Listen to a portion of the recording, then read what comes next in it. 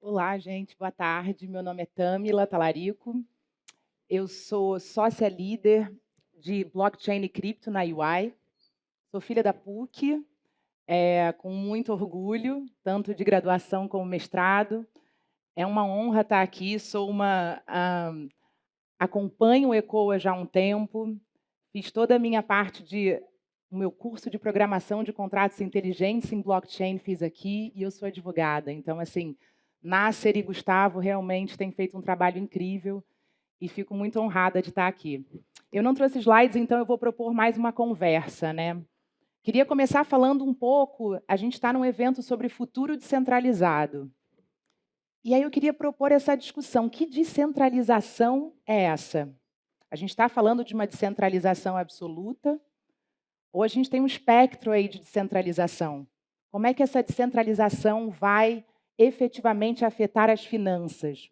Vou tentar fazer um pouquinho essa conexão, tá? Então, assim, começar pensando nesse paradoxo, ou aparente paradoxo da Web3, que é basicamente um movimento de uma comunidade para atribuir ou para garantir a propriedade digital dos usuários dessa comunidade. Né? Então, a gente está falando de um movimento ou de uma tecnologia que não tem dono e que busca, basicamente, garantir que os seus usuários sejam donos dos seus dados digitais, dos seus ativos digitais. Então, é muito importante a gente começar a ter essa noção de que, com essas novas tecnologias, a gente passa a poder atribuir valor digitalmente, a gente passa a poder extrair valor, negociar os nossos ativos também no ambiente digital. E a gente, para fazer isso, não precisa mais, operacionalmente falando, de uma autoridade central. Então, quando a gente está falando de centralização, a gente está falando basicamente dessa descentralização da capacidade da gente garantir os nossos próprios direitos também no ambiente digital. Então, quando a gente fala de Web3, a gente pensa muito nessa ideia de devolver os dados aos seus usuários, desculpa, aos usuários, né, aos reais proprietários desses dados. E aí, quando a gente pensa em dados no ambiente digital, imagina que no passado, esses dados, eles até poderiam pertencer a nós, mas eles eram monetizados por organizações. Isso ainda é uma realidade. Então, vamos pensar numa cronologia aqui de Web 1, 2 e 3. O professor Leonardo até mostrou para vocês, mas eu vou falar um pouquinho mais com calma. Pensa que a Web 1 é esse read-only, né? A gente só tinha a capacidade de ler. Era uma internet ali, uma web estática. Quando a gente chega na Web 2, a gente já tem o read-write. A gente pode não só ler, como também escrever, produzir conteúdo. E aí a gente passa a poder interagir digitalmente também. Quando a gente chega na Web 3, a gente passa a ter o read, write e trust. Então a gente adiciona essa camada de confiança que torna essa web uma web verificável. E qual é o grande ganho que a gente tem quando a gente passa a ter uma web verificável? É exatamente a noção de uma propriedade digital que pode ser assegurada, assegurada por uma tecnologia. Então, quando a gente fala normalmente de tecnologia blockchain, a gente fala desses atributos de confiança, de transparência, de imutabilidade. E aí eu queria lembrar que blockchain é mais do que uma ledger, é mais do que um livro-razão, é mais do que uma base de dados distribuída digital. Há quem diga que blockchain é uma espécie de um computador virtual. É um computador que pode firmar compromissos. Ele pode firmar compromissos e executá-los. A gente está falando aí dessa camada de programabilidade. Então, pensa que, no passado, a gente não tinha essa possibilidade.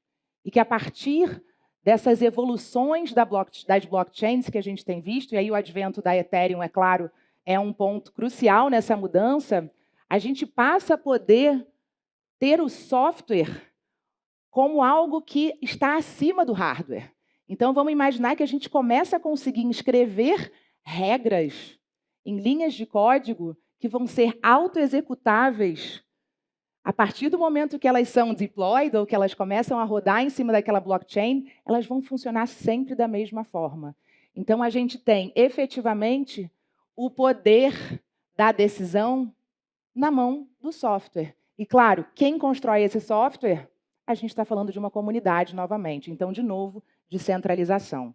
Tá? Então, assim, quando a gente fala de Web3, a gente também diz que a gente passa a ser a nossa própria carteira digital. Né? Então, se na Web 1 você precisa se cadastrar em cada um dos serviços ou em interações que você vai ter online, na Web 2 você passa a ter a possibilidade de um cadastro centralizado. Né? Então, você pode entrar com o seu cadastro em alguma outra rede dentro de um serviço online. Mas imagina que na Web3 a gente vai passar a ter a nossa própria carteira digital. Então, eu não preciso mais de um login e de uma senha. Eu vou simplesmente plugar a minha carteira, onde vão estar os meus ativos digitais a qualquer serviço. E aí a noção de eu ter os meus próprios dados, de eu ter os meus ativos digitais na minha mão, a noção de descentralização também vem aí. E aí é importante a gente lembrar que com liberdade vem responsabilidade. Né? Então, muito se fala sobre, por exemplo, a questão das chaves privadas, né? Com quem fica a custódia da sua chave privada. Pensa que, quando a gente viu aí o Bitcoin surgir, ele já vinha com essa proposta. Eu poderia ter uma carteira própria, mas quando a gente vê a realidade, muitas pessoas preferiram centralizar ou terceirizar a sua custódia com uma exchange, por exemplo, que pode ser uma exchange centralizada. Mas qual o ganho que eu tenho nisso? Eu tenho um ganho de segurança, eu não vou ter que me preocupar com a custódia dessa carteira, dos meus ativos digitais. E aí, quando a gente passa para a DeFi, a gente começa a ver a possibilidade de criação de novos serviços financeiros, muito mais customizáveis. Fala-se muito nessa construção dos Legos. E aí a gente tem que pensar aqui, né? Qual é a importância hoje, ou qual é a liberdade hoje, ou a capacidade que cada cidadão tem de gerir os seus próprios ativos digitais? Então, a noção de descentralização ela é importante, mas ela é um espectro. Então, é algo que operacionalmente funciona, mas será que todo usuário vai ter a educação financeira, a educação tecnológica suficientes para efetivamente fazer essa gestão? Mais do que isso, quando a gente está falando de finanças, a gente está falando do patrimônio das pessoas. Existe um cuidado muito grande, uma proteção regulatória. O setor financeiro é um setor muito regulado. Não à toa, a gente está falando do patrimônio das pessoas. Então, como é que eu consigo embutir alguma camada mínima de compliance em DeFi? Como é que eu consigo ter certeza que eu não estou entrando num protocolo ou que eu não estou pegando, por exemplo, um criptoativo emprestado e que ele vem efetivamente como um resultado, por exemplo, de lavagem de dinheiro, ou de financiamento ao terrorismo, ou até mesmo que eu vou sofrer algum tipo de hack naquele protocolo que eu estou entrando. Então, assim, existem algumas camadas de segurança que precisam ser consideradas toda vez que a gente fala em descentralizar as finanças. E, claro, isso é um movimento, isso é uma evolução. Hoje, sim, operacionalmente a gente consegue, mas hoje a gente vê muito essa questão da confiança ainda sendo, de alguma forma, terceirizada para aqueles bancos ou fintechs com os quais a gente já tem relacionamento. E aí a gente vê muito aquele fenômeno do DeFi mullet, não sei se vocês já viram, né? Que na cara parece, aqui parece DeFi, mas atrás a gente está falando de TradFi. Então, a grande discussão aqui é qual é o nível de centralização que a sociedade está preparada para receber. E, claro, a gente tem nichos, né? Mas é preciso que a gente tenha esse cuidado, que as instituições, que o regulador possa auxiliar na proteção da sociedade. E aí, rapidamente falando de regulador no Brasil, o Banco Central, por exemplo, diferentemente da maioria dos bancos centrais, está falando de uma CBDC, o Real Digital, que vai trazer um protocolo de compliance mínimo para a gente poder desenvolver aplicações de DeFi em cima. Então, a discussão aqui e a provocação é muito no sentido de a descentralização absoluta, ela é uma realidade agora? Provavelmente não. Ela vai ser no futuro? Difícil a gente dizer.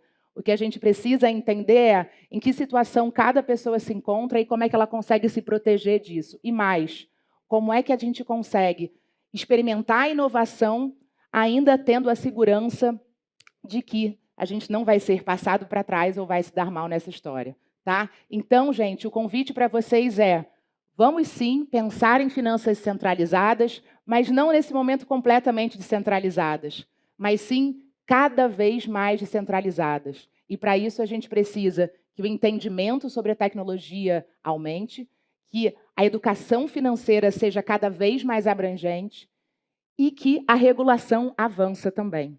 Então, agradeço a vocês e fico aí à disposição para a gente conversar daqui a pouco. Obrigada.